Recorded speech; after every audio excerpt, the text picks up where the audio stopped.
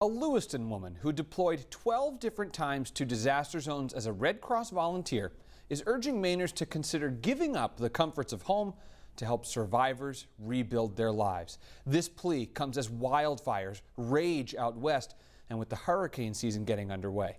The nonprofit is now under more pressure, not only for volunteers, but for blood donations as well. News Center Maine's Vivian Lee has the story.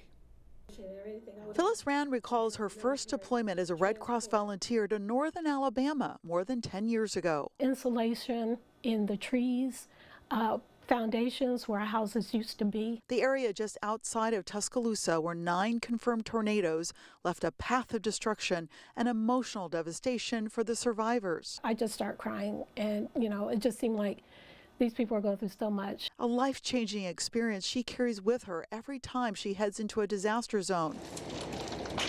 She just returned from a 2-week deployment to Oregon's Bootleg Fire, where she served as a Red Cross government operations liaison at 2 different command posts. She ran daily Red Cross briefings for first responders and other government agencies. When I left, it burned over 400,000 acres, and it's still burning. 12 different times Rand has left behind her family and a full-time job with only a 24-hour notice to help those affected by natural disasters. From Superstorm Sandy in New Jersey to flooding in Missouri and Illinois, and back here in her own hometown during an outbreak of fires in the downtown area.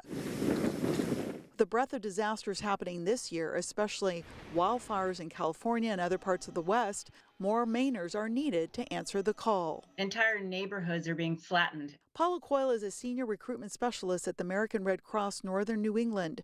She says volunteers 18 and older must be willing to make a 2-week commitment. The Red Cross will provide training, transportation, and other accommodations.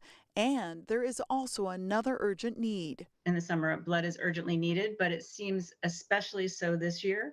In part, that's due to the drama that's happening on the national front in terms of hurricanes and wildfires. As for Phyllis, she may have just returned, but she's already on alert. I'm keeping my eye on the hurricanes. So you could go out again, right, this year? I could. While her employer allows her to take 2 weeks a year without taking vacation time, she has taken vacation time in the past. In Lewiston, Vivian Lee, News Center, Maine. Pretty impressive.